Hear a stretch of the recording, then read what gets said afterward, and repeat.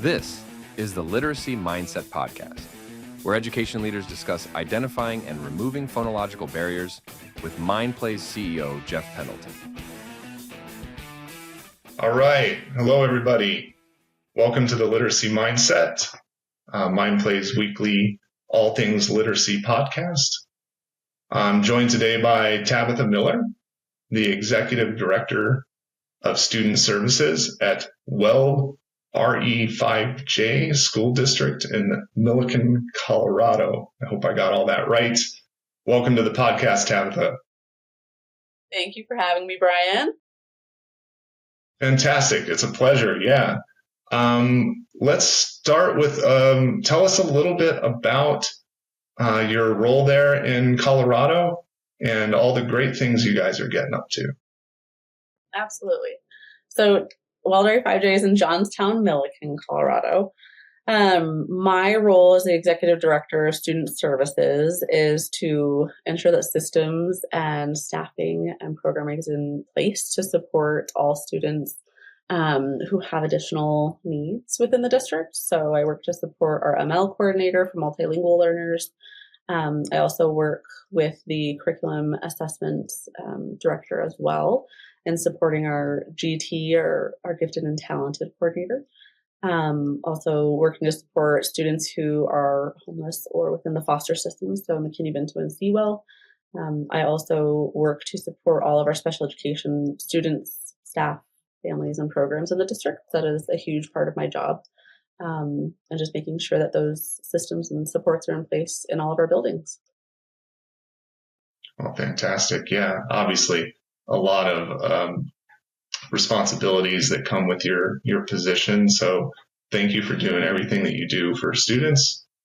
And I'd like to dig in because you're talking there a little bit about your role with student special services, right? Multilingual supports and special education. So I'd love to hear a little bit about, how do you across a district like yours?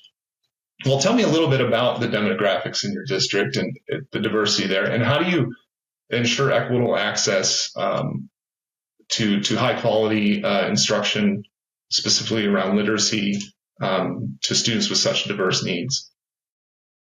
So Weld RE-5J has an overall student population of about 4,000 students. Within the subgroups, different demographics of students, there's an increase in need that we've seen over the last several years, similar to other districts too.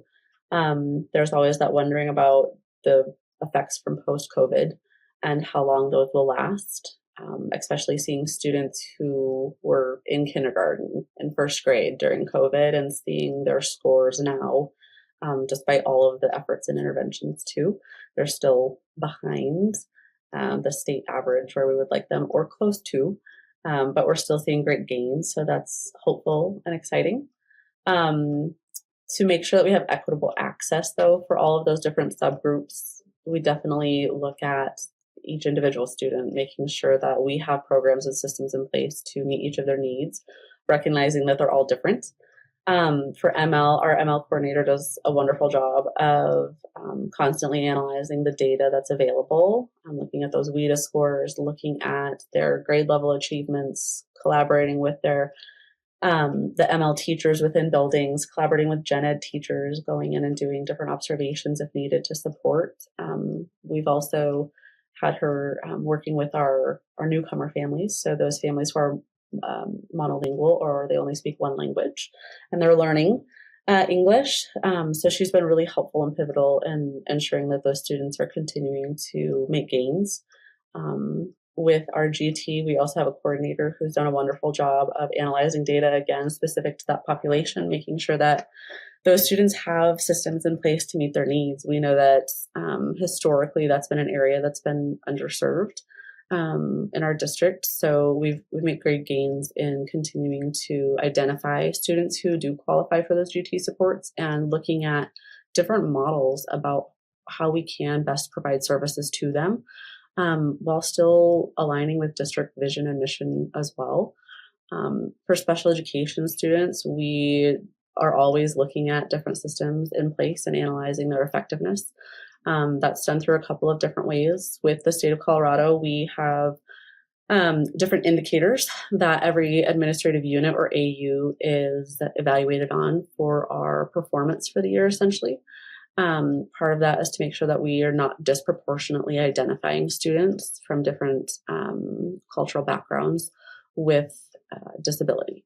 So really making sure that teams have a solid understanding about what data is needed to truly qualify a student for a disability, and being really mindful that every situation is unique in of itself, that this is the criteria, though, placed before AUs by the state that we have to follow. And that's to make sure that we're not inappropriately identifying a student. We want the least restrictive environment possible for all of our students. So making sure the system's in place is huge. Yeah. Boy, a lot there. I love hearing, almost on every point there, you went to data analysis, and I love the focus there.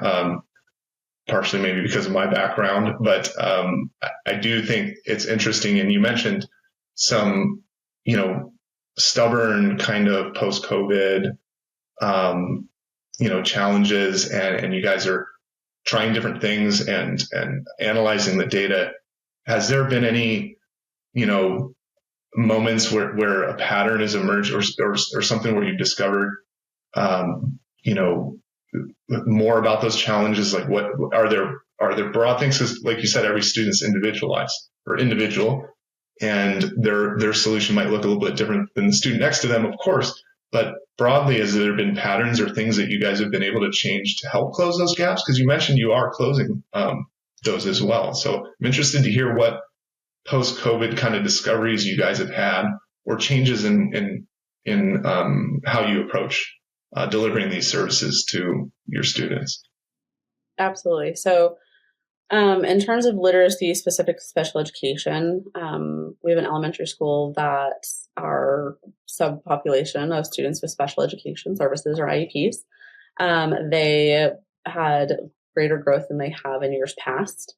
That building was the first of our elementary buildings to implement something called impact teams, and that was done with general education. Our executive director of curriculum and assessment and instruction brought that into the district and has implemented that now in all three of our elementary buildings. That, I think, was a pivotal move in being able to see that gap begin to close, and she can speak more to that piece as well. This year, we did start having an elementary special education impact team as well. And impact teams really, it takes that analytical view of the data and aligning it to standards. So what standards are we going to dig into and really break apart and identify what are the specific pieces that students have to have mastered before being able to move on to the next standards, just with that vertical alignment piece. And with that first elementary building that started that last year, their scores were amazing. They went from needs improvement to is, at the standard, meets the standard, and that's huge. Yeah, for people listening that may hear about impact teams and the success there, you guys said you kind of implement those at one elementary school first, and then kind of built that out, or moved that more district wide as you went. Did that during that implementation process, were there missteps or lessons learned that you could share with our audience to kind of help them think about how they might go down that path? Like I had said, the executive director of curriculum assessment and instruction, she brought that in with the one elementary school that was willing to pilot that. And they dove all the way in with the support from the superintendent and the district as a whole. I think one thing from my lens, just knowing that special education it's a unique group that often with these types of implementation or trainings is not thought of initially. So I was really pleased that this year we had all three of our elementary buildings. They have the special education case managers. They do an impact team alongside their general education peers who are doing those. It does look a little different because they serve K-5. We also have impact teams in our preschool as well now this year. So I think for viewers listening, just think about all of those different subsets and how we can include those practitioners from providers in that process as well. Them being able to dig into those standards and have those analytical, data-driven conversations to determine next steps is hugely beneficial and such a huge part of their job. So just figuring out different ways that we can include them as well.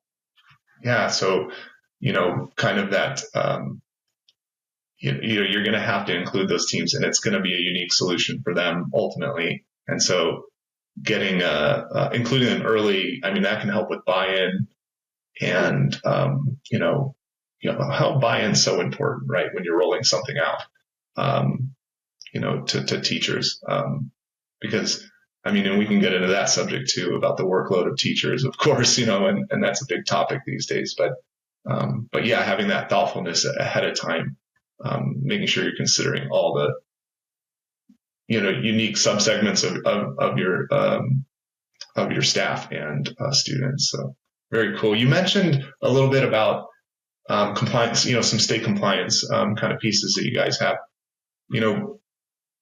and you mentioned standards alignment as well. But more specifically around compliance, how do you balance, remaining compliant, especially in subgroups like special education, where there's a lot of compliance around data or IEPs and special plans, right? For these students that can make it hard to personalize sometimes. The intent obviously is that it helps with personalization, but I know that compliance can kind of hurt that capacity. So I wonder how if you have any thoughts about how important personalization is, and how do you balance that with remaining compliant, either to the state or elsewhere? Yeah, absolutely. So there's always that balance between compliance and that relationship side as well. Everything has to be personalized for students. In the event we begin to see different things come in on the back end when we're doing those compliance reviews, those are conversations and teachable moments with teams. Asking those hard questions: what data supports this program plan? Data has to drive instruction. Data has to drive your independence education plans as well. And those are individualized. The data is individualized to the students. And it's not just one data point that teams have to look at. So emphasizing that you have to have multiple data points for at least a triangulation of data to happen in order to help the team create those IEPs. Yeah. So you're it's such a common answer. Like, well, you just got to do both. Like, and you got to figure out a way.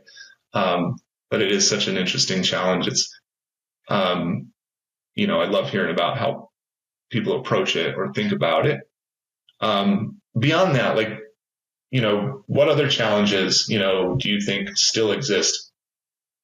You can think about, education as a whole, or in your specific district. What challenges still exist for you to ensure that students with learning differences receive the same opportunities as their peers, right? So, like you said, you're always striving to do that, but what are you running up against to make sure that happens? Time, money, differences in educational philosophy. So I think those three are huge.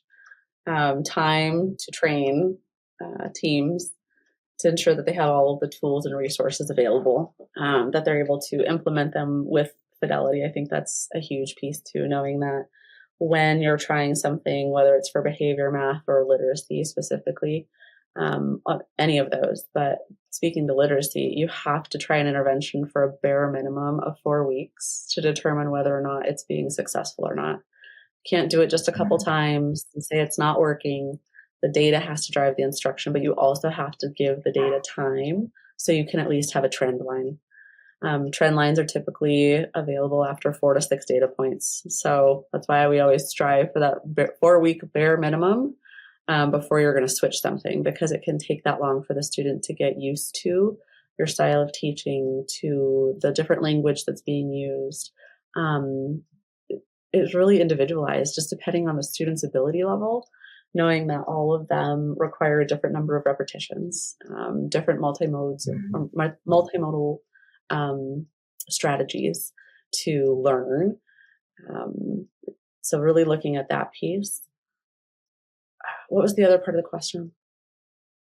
Yeah, I mean, I think that, it was about making sure that students are receiving those same opportunities as their peers. And I think that, time is such a component. It's so broad, right? It's the time that it takes to make sure that those opportunities are being received, right, or implemented.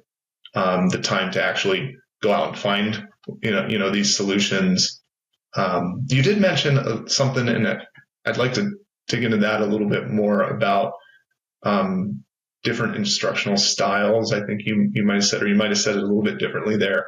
But it sounded a little bit like, there's still a challenge in, getting educators, your peers essentially, to buy in or to adopt these new approaches or to try new solutions. Is that a philosophical difference, or is that we just tried something for 4 weeks and it didn't work, now I've got to try something else, right? Or you know what I mean? Is it just a resistance to change, or I don't have the bandwidth to do this now, or is it a real philosophical differences? So that's an interesting piece. Yes, there are some philosophical differences, different experiences and training backgrounds that individuals have.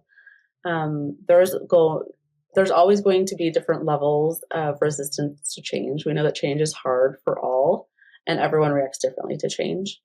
You'll have your early adopters, and then teams that slowly will begin to adopt and see the value and benefit of what is being asked with the data to support it. And it's really just figuring out how to tap into everyone's strengths, see that what they do and bring to the table is so beneficial to students, and for them to see that we can't do this job without them, that we have to do this together though. And that we're on the same team. We all have the same desired outcome for student outcomes to improve, that we are all here for students. So bringing it back to that student-centered discussion and focus is always helpful. Philosophically, having discussions, being in that place where you can have challenging discussions with peers that, tell me more about the data and how this drives this level of need. Looking at students who are accessing grade level content, recognizing and training teams that we cannot pull them from grade level core content. Their literacy instruction is invaluable. They have to have that tier 1 instruction and whatever specially designed instruction alongside that to help close those gaps. But we're not replacing tier 1. So that is something that's huge. We know that research shows that typical peer models and inclusion is vital for students to continue to make progress and succeed, regardless of what their abilities are. We know that every student is able. It's just tapping into how they're able to do whatever the task is. So. Yeah. So, it's it sounds like you do your very best to show the value of what you're doing and make sure that everybody knows what the goal is. But when it comes to resistance over these processes, operating off of data, right, making changes in relation to data and making sure, you meet the needs of every student. It's like, whatever the misgivings are, you have to say, hey, our goal is to meet the needs of this student individually. And so whatever our differences are, it's kind of, we've got to work through those to do that, right? And it's such a nice thing in education too, because you generally, everybody is so mission oriented that it is nice that you even though you can have those differences, that everybody is very passionate about the students. So very cool. Yeah. Let's jump a little bit away from maybe those specific questions and talk a little bit about technology in your district. Technology, obviously technology moves fast, right? But we can both remember a time when technology didn't play near as heavy a role in the day-to-day education of students. And we're in a time where technology is accelerating in terms of the role it plays in a student's life. And so I'd like to ask a few questions about the role of technology in your district and as it pertains to your role, right? In making sure that students have the resources, that students and teachers have the resources they need. So, tell me a little bit about implementing technology in your district. You mentioned kind of how you roll out some data-driven interventions, so, like a 4-week trial, that kind of stuff. So what are some challenges in implementation of ed tech literacy solutions that you've encountered? When rolling out anything that is solely on a technology device, there's always the challenge when there's no internet. That in and of itself is a huge challenge. Teachers in our district and students in our district, all of them have a one-to-one device, which is amazing. So we're very thankful for that. That helps us be able to look into different products and different strategies or solutions, platforms that provide individualized interventions that help support all students, and then especially those in our subpopulation groups as well. Thinking specifically about special education students, we use iReady, for example. That is an individualized intervention specific to their skill set. That's been helpful in the sense that when we have different skills that we're still looking to target or we still see as a need based on data, of course, teachers are able to pull direct instruction lessons from iReady and or work alongside the student while they're going through one of those lessons. That in addition to using SIPs, which is a reading intervention curriculum in our district that is used by special education teams. Small group sizes, of course, or one-to-one depending on each individual student need, looking at different frequencies as well. But those, that's a very direct instruction curriculum. Right. There was some adaptation with that when COVID hit, knowing that we had to pivot quickly to go towards providing the services all virtually. So there are digital components to the SIPs lessons as well, which is hugely helpful for that reteaching, for pre-teaching, for going through and doing skills checks, any of those pieces. Those are just a couple of different ways that our special education teams use technology. I know district-wide in elementary, they also have Lexia available for all of the students to utilize. And again, that's in addition to their tier 1. That's not their tier 1, but it is an addition, just an intervention that's specific to them. So whether or not you're supporting those students who are struggling, who are receiving some tier 2 services, or you're supporting students that are excelling and doing extremely well and need additional coursework or higher grade level coursework, those are options as well too. Yeah. So for your special education group, it sounds like there's some different tools, and supports, obviously, resources and supplemental materials. But it is the set of materials generally between your gen ed, your tier 1 teachers and your sped teachers kind of separate? It's a different set of tools, or are, the sped teacher, special education teachers using additional tools on top of what is already expected of a general education teacher, so to speak, right? Like, is the load higher for that special education teacher in terms of the training they need and the load is different for technology? I don't know that it's more. As far as the curriculum goes with general education versus special education, those are different.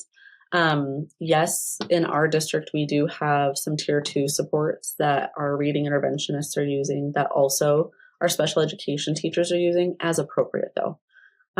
Always recognizing it's individualized when you move from tier 2 to tier 3. Yes, you can use different curriculums and or increasing frequency, reducing group size, increasing the intensity. All of those different pieces need to be taken into account too.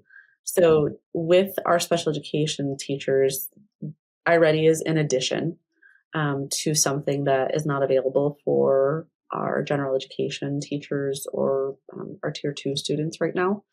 The SIPS curriculum is available to tier 2. They have a little bit larger group sizes. The frequency and intensity and duration also differs a little bit as well. So once they get to that tier 3, SIPS does look a little bit different for them, recognizing that they need some more support. In addition to that, there's always evidence-based programs out there or strategies. I'm using the What Works Clearinghouse platform, for example, to identify additional strategies that can be used. CDE is a huge resource as well, so relying on those entities has been helpful. Yeah. Okay, cool. With all those, so many things covered there, I wonder how, what the what the challenges are keeping all your teachers up to date on what's available to them, keeping them trained. It sounds like you do have a lot of options for teachers. A lot of, well, maybe not always options, like you should be using this tool with this student population, but they do have some options on implementation, on when they use them, and they obviously need a lot of training. Like, what is your process for managing that training? Because it is so crucial to an ed tech implementation, right? Yeah, absolutely. Whenever we're implementing a new resource, we always have to consider capacity. What else is being implemented? What else is being required? Do they have the capacity to learn a new program and implement? Time to implement, time to train. Those are always things that are also challenges that we have to overcome. Really just advocating for the need and providing more context and rationale behind the why, so there's greater understanding for those that have the ability to approve the additional time. For those that have the ability to approve something being implemented has been really beneficial. I know in our district, for example, para-training is a huge need. They help to support students in so many different settings and are asked to do the impossible all the time. And we were able to add 3 additional days to their contracts this year through advocacy and continuing to push and tell your story about why that's so important and all of the different needs that they have and that they're meeting all of the time. So that's been beneficial. And the same would go for our certified staff, just continuing to advocate and tell your story. So that way those who can make those approvals, your superintendent, your CFO, have a greater understanding and just understand the rationalization behind that. Wow. Yeah, that's a lot of moving parts and a lot of work for you to do. But it's a challenge. We hear across the country of the number of tools, the amount of time that you really have. You mentioned early in the discussion about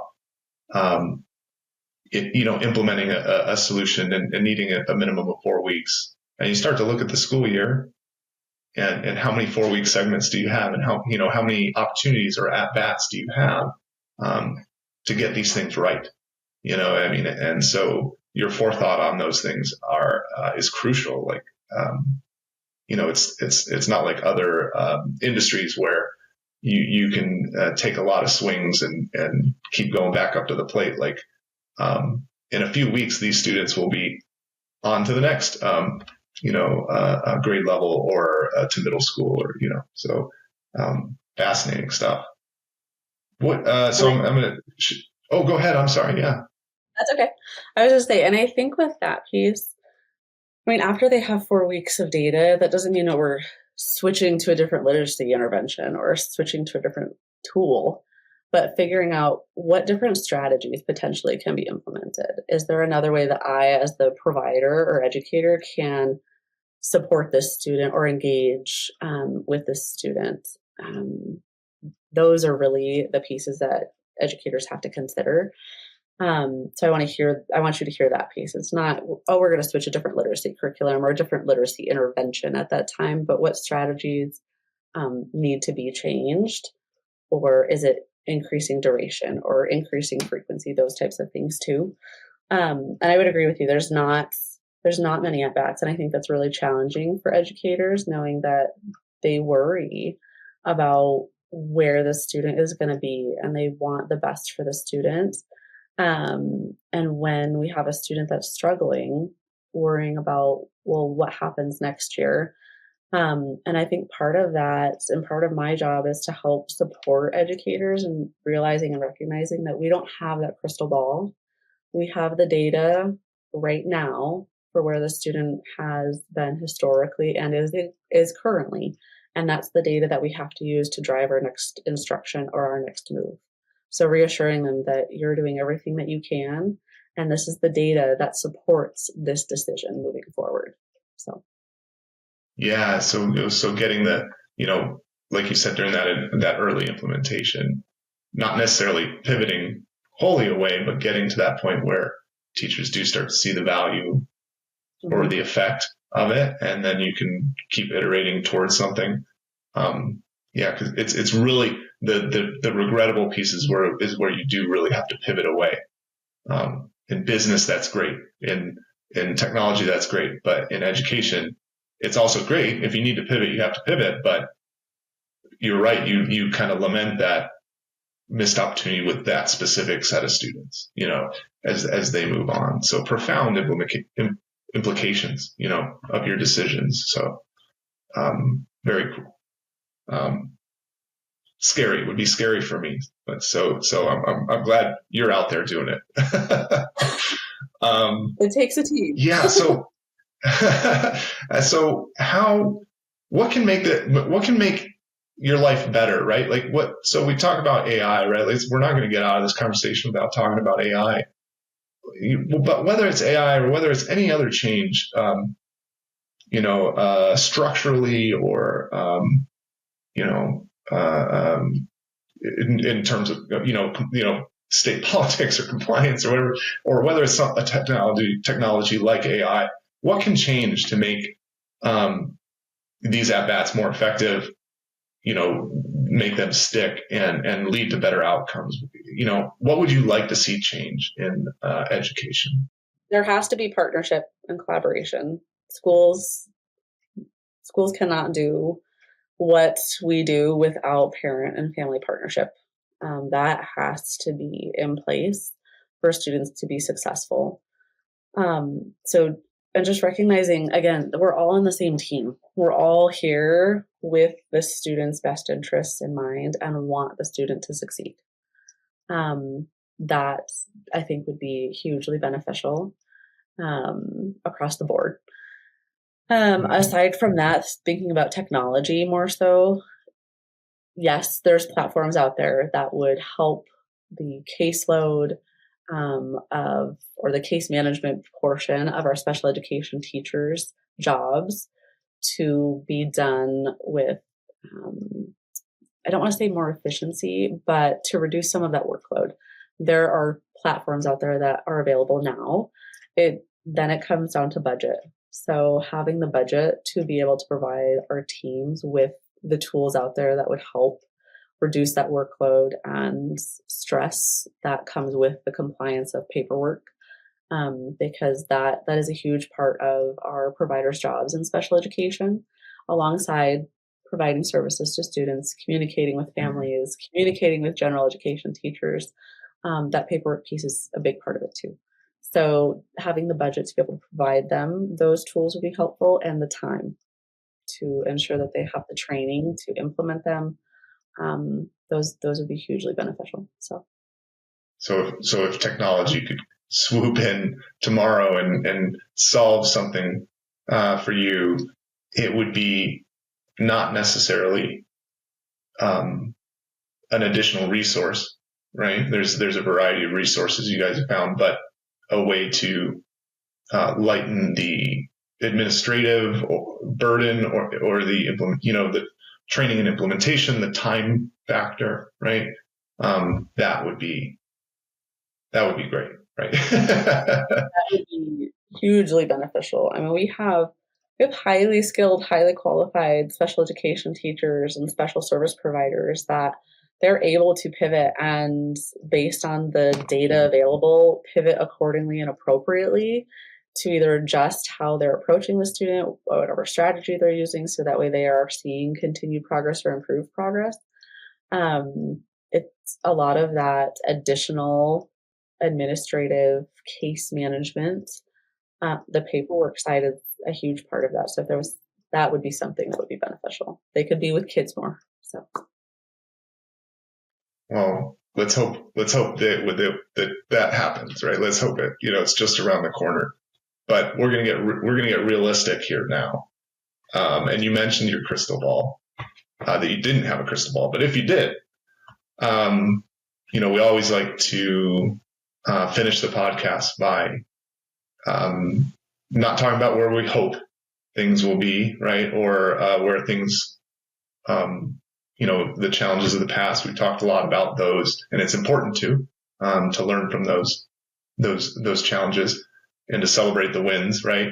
But and it's nice to talk about what we hope technology would come in and do. But let's use your crystal ball now and try and tell me where you think education will be in 5-10 years, and really what are going to be the big challenges that are down the road for your students, for you, for education across the country. There's a lot of things that you could hone in on there, but I'm just interested what keeps you up at night, and it could be positive things too. What could be a benefit of the future, right? I mean, in 5-10 years, education could look drastically different. Should states have more of the control to their education systems and things like that, who knows at this point. But in 5 to 10 years, that definitely could play a huge factor, knowing that a variety of different states have different socioeconomic statuses. So they're going to have different funding sources available to them as well. So that will be a huge piece. We know that special education is a federally mandated program, but historically has not ever been fully funded. And that continues to be the case as well. So 5 to 10 years, AI, I think, will play a huge part in education as well. We know that we have to be able to prepare our students to go out into the workforce and be competitive. And with that piece, they have to be mindful, know how to use and are able to use AI appropriately. I do think it'll be interesting to see in 5 to 10 years how far that potentially can go. I'm sure that we'll see different platforms out there with more AI integration involved as well. I am curious to see what that will look like at the federal level and the state level as well. We know in Colorado, we just thinking about accessibility, for example, we have an accessibility law that is in place, and thinking about how AI can help creators to ensure that they have accessibility components that are required. So, I mean, that's been huge for our district. So tapping into those resources. So I think it'll be interesting to see in 5 to 10 years how that has come along as well. Yeah, I mean, there's so much potential in AI. It's hard to be, there's fears around it, but there's so much, there's so much good that could come from it. You want to gravitate towards that hopeful vision of the future, but you're right. It's going to require everybody keeping their eye on the ball and really trying to look at it through the lens of how does this affect student outcomes, not just in the near term either, right? Like, the assistance in AI can help give a student per se, right? How does that affect, their skills? What skills are we actually, what skills are important to us as a society, right? That's very profound question. We won't get into that here. So, but I think that's very interesting to think about. You also mentioned, funding, where there's potential for funding to be much more of a state by state kind of approach. And I've thought about that too. And I wonder what your thoughts are on, how that creates, obviously a federally run, program can ensure some uniformity of funding. So students have, can get, theoretically, right, can have equal access to resources no matter where they are. But once that returns back to the states, what concerns does that, trigger for you in the state of Colorado, or just for students in general, right? That might be in a transient population where they might be attending school in different states throughout their, journey. I don't, you don't need to get too much into it, but obviously I'm interested to know how that would affect you, going forward. And my understanding is that there will still always be some federal funding. That number has still typically, in theory, I should say, special education should be about 40% federally funded. And I know even in the last 5 years that our state federally funded for special education, that number has gone down. So typically it was about 18 to 19%. Now we're looking at about 15% of our special education funding coming from the federal government. With the states having more control over education, that more so is regarding like what they're choosing as far as how to educate, what to educate, things like that. So states would have potentially more control over that. Special education is still a federally mandated program, so we're still going to have that continuity across states as far as IDEA is not optional. Right. Compliance Students, expectations. Yeah, so that's helpful. Even now, though, with that piece, there are still some differences with state statutes. So I think just being mindful that when students are transient and moving across state lines and things like that, there are states that some of them have alternate academic standards or alternate assessments, and then other states don't. So there are just things to be mindful of in general, and that's as it is now. With states potentially thinking about those states who have, just a population that has higher incomes, so a higher socioeconomic status, versus those states who have a lower socioeconomic status, what's going to be available to them just based on what they're able to afford will be drastically different. In that sense, with education potentially shifting more towards state control. So we're just going to have to wait and see, though, how those things pan out. Yeah. There are states that have a much higher socioeconomic status than others, so that inherently will be a factor in how those states perform, I think. Yeah, it's going to be, such a case by case, state by state. Each state's got to navigate it if it shifts that way, right? And so it's very much could be relatively different, in terms of how successfully or how smooth they keep the rudder as they transition from that, if that transition does happen, right? Fascinating. Yeah, I didn't want to steer you down any rabbit holes there as we got to the end, but it's always such a challenging time. I think even when things are going great in the classroom, the outside world can make things more challenging than it needs to be for educators. And so love hearing about those challenges, Tabatha, and I really can't thank you enough for joining us on the podcast. And if you had any final thoughts that you'd like to share, that'd be great. Otherwise, thank you so much for joining us. Absolutely. I guess just in closing, education is a team effort. Like I said, schools can't do what we do without parent partnerships. And then also our internal teams as well. I mean, it's an entire system that has to work together, and we're all rowing in the same direction. We're all working towards improved student outcomes and to make sure that our students are prepared for those post-secondary journeys. So thank you for having me. If you enjoyed this episode, we'd love to hear from you. Learn how we help students by identifying and removing phonological barriers at mindplay.com.